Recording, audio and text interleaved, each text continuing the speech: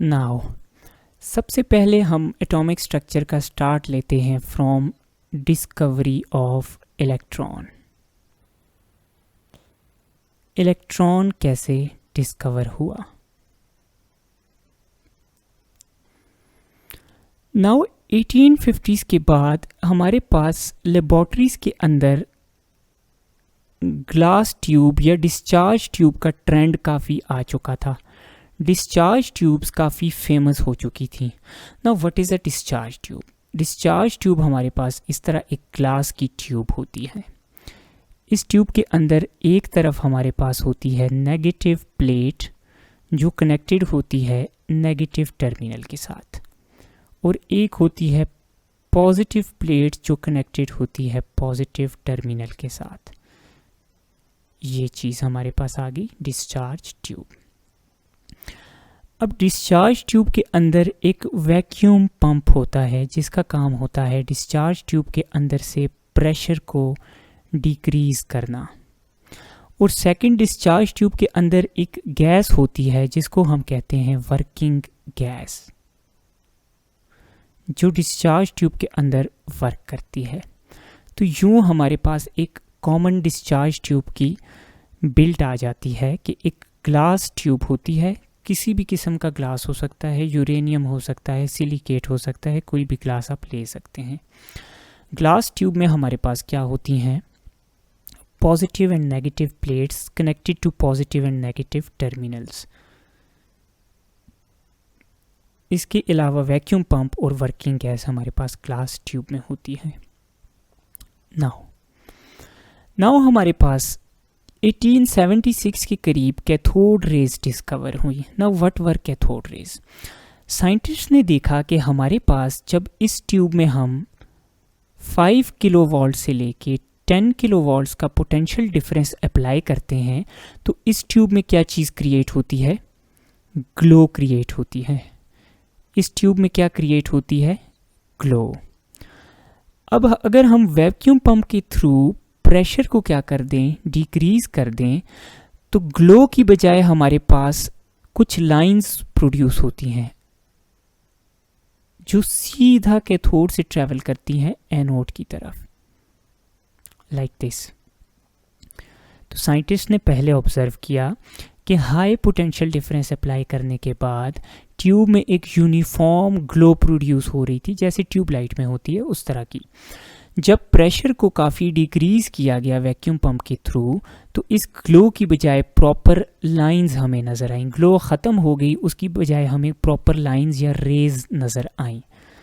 अब चूंकि ये रेज हमारे पास नेगेटिव इलेक्ट्रोड यानी कैथोड से निकल रही थी, तो इनको हमने नाम दे दिया कैथोड रेज का। दे वर नेम्ड कैथोड रेज।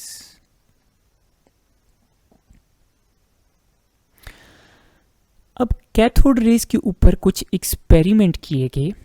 हम पढ़ेंगे एक्सपेरिमेंट और हम देखेंगे कि एक एक्सपेरिमेंट से इन्फ्रेंस क्या निकला था।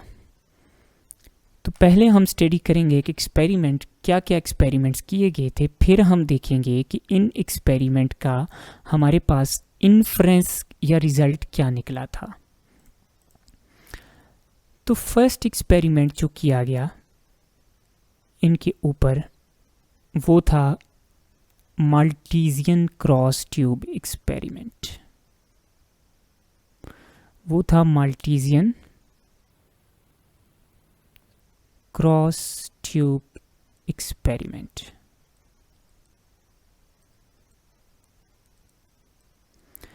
नाउ माल्टीजियन क्रॉस ट्यूब में क्या किया गया कि ये जो डिस्चार्ज ट्यूब थी इसके अंदर कैथोड रेज के रास्ते में एक क्रॉस ट्यूब रखी गई।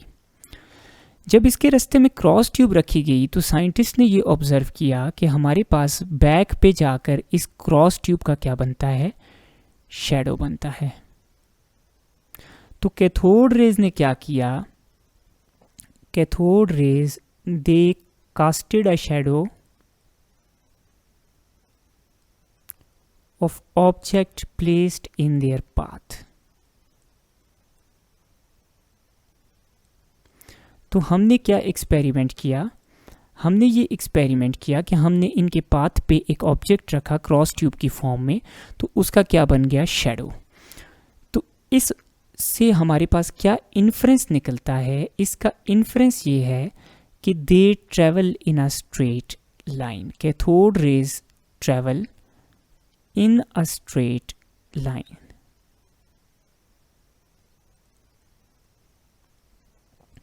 तो ये फर्स्ट एक्सपेरिमेंट था, क्योंकि अगर हमारे पास कोई चीज़ स्ट्रेट लाइन में ट्रेवल करेगी तो तब वो हमारे पास रास्ते में आने वाली चीज़ का शैडो कास्ट करेगी। तो इस एक्सपेरिमेंट से हमें ये इन्फ्रेंस मिला। नाउ सेकंड एक्सपेरिमेंट किया गया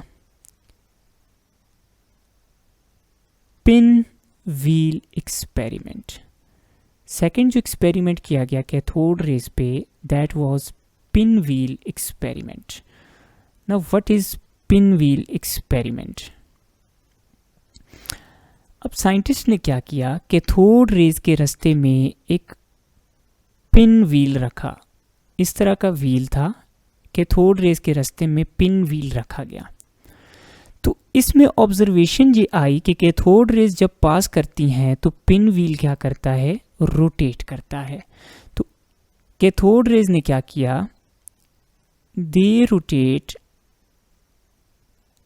अ pin wheel in their path.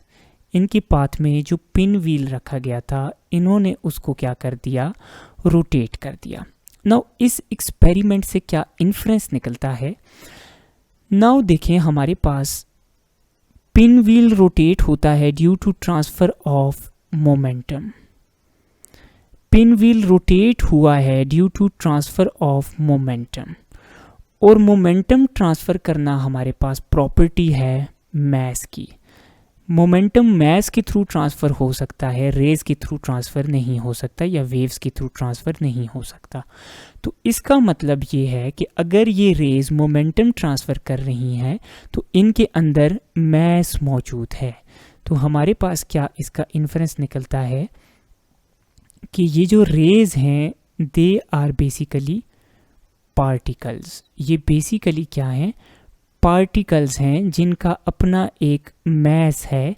इस वजह से इन्होंने पिन व्हील को क्या किया है, मोमेंटम ट्रांसफर किया है। नाउ अब अगला जो मेन एक्सपेरिमेंट हुआ वो ये था कि इन रेज के रास्ते में मैग्नेटिक फील्ड रख दी गई। इन रेज के रास्ते में हमने रख ली मैग्नेटिक फील्ड। यूं हमने दोनों तरफ रख ली मैग्नेटिक फील्ड। अब मैग्नेटिक फील्ड इन रेज को क्या कर देती है, बेंड कर देती है। तो नेक्स्ट एक्सपेरिमेंट हमने क्या किया, हमने नेक्स्ट एक्सपेरिमेंट किया मैग्नेटिक फील्ड के साथ। हमारे पास रिजल्ट क्या आया कि मैग्नेटिक फील्ड ने क्या किया, magnetic field bends their path. Magnetic field ने इन रेज का पाथ क्या कर दिया, बेंड कर दिया। इसका मतलब है कि इनके ऊपर कोई चार्ज मौजूद है, दे आर चार्ज्ड। क्योंकि मैग्नेटिक फील्ड अनचार्ज्ड पार्टिकल का पाथ बेंड नहीं करती, मैग्नेटिक फील्ड ने चार्ज पार्टिकल का पाथ बेंड किया है। इसका मतलब है इनका पाथ बेंड किया है, इसका मतलब है कि ये हमारे पास क्या है, चार्ज्ड पार्टिकल्स हैं। नाउ अब अगला काम हमारे पास था कि चार्ज को क्या करना, कंफर्म करना। तो फोर्थ हमने क्या किया कि इनके रास्ते में हमने अप्लाई की इलेक्ट्रिक फील्ड। इलेक्ट्रिक फील्ड में एक प्लेट हमने ले ली पॉजिटिव और एक ले ली नेगेटिव। तो जब हमने इलेक्ट्रिक फील्ड ली तो ये देखा कि ये बेंड करती हैं टुवर्ड्स पॉजिटिव प्लेट, ये बेंड करती हैं टुवर्ड्स पॉजिटिव प्लेट। तो इस का रिजल्ट आया कि the bend towards positive plate. तो अगर ये पॉजिटिव प्लेट पे तरफ बेंड करती हैं तो इसका मतलब है दे आर नेगेटिवली चार्ज्ड। ये खुद क्या है, नेगेटिवली चार्ज्ड। अगर हम इन 4 एक्सपेरिमेंट्स के रिजल्ट्स को कंबाइन करें तो हमारे पास क्या हमें मिला, हमने डिस्कवर किए पार्टिकल्स जिनके ऊपर चार्ज है। कौन सा चार्ज है? नेगेटिव चार्ज है, और ये स्ट्रेट लाइन में क्या कर रहे हैं? ट्रैवल कर रहे हैं। तो इन चारों एक्सपेरिमेंट्स को अगर हम कंबाइन करें तो हमने डिस्कवर कर लिए नेगेटिवली चार्ज्ड पार्टिकल, और इनको नाम दिया गया इलेक्ट्रॉन। डिस्कवर ये जे थॉमसन ने किए थे, डिस्कवर्ड बाय जे थॉमसन, और जो इलेक्ट्रॉन नेम है, इलेक्ट्रॉन नेम प्रोपोज किया था स्टोनी ने। तो यूं हमारे पास कैथोड रेज की मदद से इलेक्ट्रॉन्स की क्या हुई? डिस्कवरी हुई। तो ये तो हमने पढ़ी इलेक्ट्रॉन की डिस्कवरी। इसके अलावा हम पढ़ते हैं कैथोड रेज की कुछ छोटी मोटी और भी प्रॉपर्टीज़ हैं, उनको भी हम इस डिस्कवरी के साथ क्या करते हैं? पढ़ लेते हैं। नाउ इन प्रॉपर्टीज़ के अलावा कैथोड रेज की कुछ और भी प्रॉपर्टीज़ हैं। 5th प्रॉपर्टी इनकी ये आती है कि they cause florescence when they strike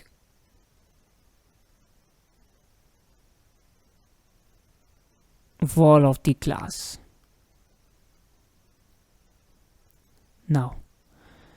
now जब ये कैथोड रेज ट्रेवल करके यहाँ पे आके ग्लास के साथ स्ट्राइक करती हैं, नाउ ये मेरे पास इधर क्रॉस ट्यूब बनी है, let me clear this cross tube.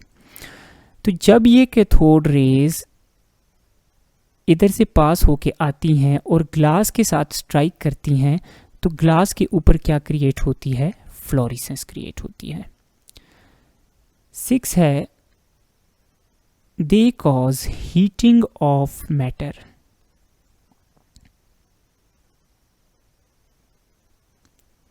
अगर इनके रास्ते में मैं कोई मैटर रख दूं तो ये उसके साथ स्ट्राइक करके उसको क्या कर देती हैं? हीट कर देती हैं।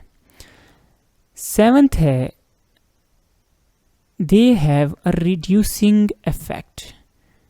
इनका हमारे पास क्या होता है? Reducing effect.